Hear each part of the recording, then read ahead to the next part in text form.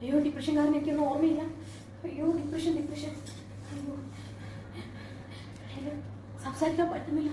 ജിനു തനൂജ വിഷയത്തിലാണെങ്കിലും അല്ലെങ്കിൽ ഷെഫീന ബീവി തനൂജ വിഷയത്തിനകത്താണെങ്കിലും ഞാൻ എപ്പോഴും സപ്പോർട്ട് ചെയ്തതെന്ന് പറഞ്ഞാൽ തനൂജേനെയാണ്. കാര്യം അവരുടെ ഭാഗത്താണ് ന്യായം. കാര്യം ഇത്ര നാളും അവർ ആ ഒരു കൊച്ചിനെയും വെച്ചിട്ടുണ്ട് അവർ ഇത്രയും അനുഭവിച്ച് അവരുടെ ജീവിതത്തിൽ അവരിപ്പോൾ ഈ ഷെഫീന ബീവി എന്ന് പറയുന്ന അവരുടെ വായിലിരിക്കണതെല്ലാം കേട്ട് ഇവർ അമ്മാതിരി ഒരു മാനസികാവസ്ഥയിലേക്ക് പോണ ഒരു ഇതൊക്കെ നമ്മൾ കണ്ടായിരുന്നു മുന്നേ. പക്ഷേ ഇപ്പോൾ അതായത് ഇപ്പം ഈ ഒരു വിഷയങ്ങളൊക്കെ ഒന്ന് അടങ്ങി, അതായത് ഇപ്പം എല്ലാ വിഷയങ്ങളും ഒന്ന് പയ്യെ അടങ്ങി കഴിഞ്ഞപ്പോഴത്തേക്കും ആണെങ്കിൽ ഇപ്പൊ നമ്മുടെ തനൂജയുടെ ചാനലിൽ തനൂജ ദേവു എന്ന് പറഞ്ഞ ആ ഒരു ചാനലിനകത്ത് ഒരു വീഡിയോ പ്രത്യക്ഷപ്പെടണതാണ്. ആ വീഡിയോ എന്ന് പറഞ്ഞാൽ എനിക്ക് ഡിപ്രഷൻ ആണെന്ന് പറഞ്ഞിട്ട് ഇങ്ങനെ ചിരിക്കണ ഇമോജിയൊക്കെ ഇട്ടിട്ടുള്ള ഒരു വീഡിയോ ആണ്. അപ്പൊ ആ ഒരു വീഡിയോ നമ്മൾ എടുത്തു നോക്കുമ്പോൾ നമ്മൾ കാണുന്നതെന്ന് പറഞ്ഞാൽ നമുക്ക് ആദ്യം തന്നെ ആ വീഡിയോ ഒന്ന് കണ്ടു നോക്കാം. എന്നിട്ട് നമുക്ക് ഞാൻ ഒരിക്കലും തനൂജയുടെ ഭാഗത്തുനിന്ന് ഇങ്ങനത്തെ ഒരു വീഡിയോ ഞാൻ പ്രതീക്ഷിച്ചില്ല കേട്ടോ. അപ്പൊ നമുക്കതൊന്ന് കണ്ടു നോക്കാം.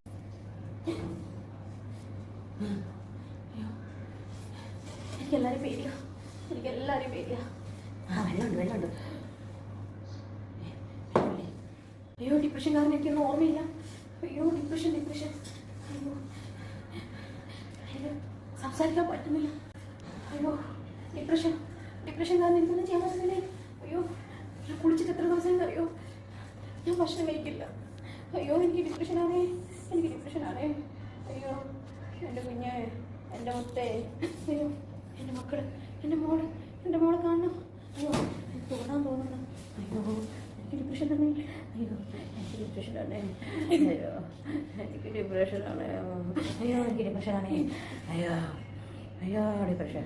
ഡിപ്രഷൻ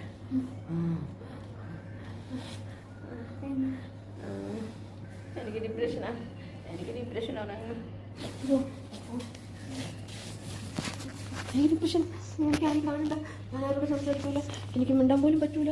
എനിക്ക് ഡിപ്രഷനാണേ. എനിക്ക് എല്ലാവരും പേടിയാണ്. അയ്യോ ആരും നോക്കുന്നത് എല്ലാവരും പേടി. എനിക്ക്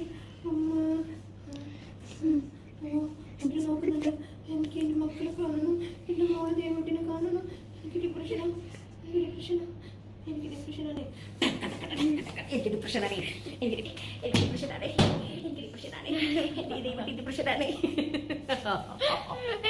എനിക്ക് വട്ടാണ്. എനിക്ക് ഡിപ്രഷനാണ്. എല്ലാവരും കാണണേ. ഞാനൊന്നും കഴിക്കാറില്ല കേട്ടോ, ഞാൻ സംസാരിക്കാറില്ല കേട്ടോ. എനിക്ക് ഡിപ്രഷനാ. ചിരിക്കരുത് കേട്ടോ. എനിക്ക് ഡിപ്രഷനാ. അയ്യോ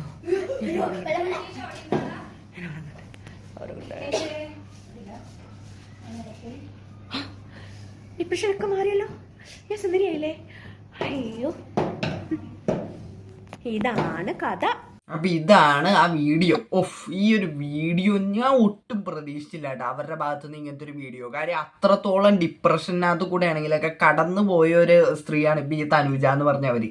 അപ്പൊ അവർ ഇത്ര നാൾ സപ്പോർട്ട് ചെയ്ത്, പക്ഷെ ഈ ഒരു വിഷയത്തിനകത്ത് അതായത് ഇപ്പൊ അവര് ഈ ഒരു വീഡിയോ എന്തിന്റെ പേരിലിട്ടതാണെന്ന് തന്നെ ഇരിക്കട്ടെ, അതായത് ഇപ്പൊ അവരെ ആരെങ്കിലും ഇപ്പൊ ഡിപ്രഷൻ എന്നൊക്കെ പറഞ്ഞ് ഇങ്ങനെ ഇരിക്കണ്ടാവും, ഇവരെ എന്തെങ്കിലും കളിയാക്കി അയക്കാറ്. ഇപ്പൊ വീണയാണെങ്കിലും ഇപ്പൊ വീണ എന്ന് പറയുമ്പോഴത്തേക്ക് ഈ തനൂജയുടെ മുൻ ഹസ്ബൻഡിന്റെ ഇപ്പോഴത്തെ നിലവിനകത്തുള്ള ഭാര്യ അവരാണെങ്കിലും ഇവരെ മുമ്പ് മറ്റേ ഈ ഒരു കൊച്ചിന്റെ വിഷയമൊക്കെ ഉണ്ടായ സമയത്ത് അവർ ഇതേപോലെ തുള്ളിച്ചാടി ഇങ്ങനെ കളിയാക്കിയ സമയത്തൊക്കെ നമുക്ക് അവരോടൊരു ദേഷ്യം വന്നേച്ച്. ഈ വീണ എന്ന് പറഞ്ഞ അവരോട് നമുക്കൊരു ദേഷ്യം വന്നേച്ച്.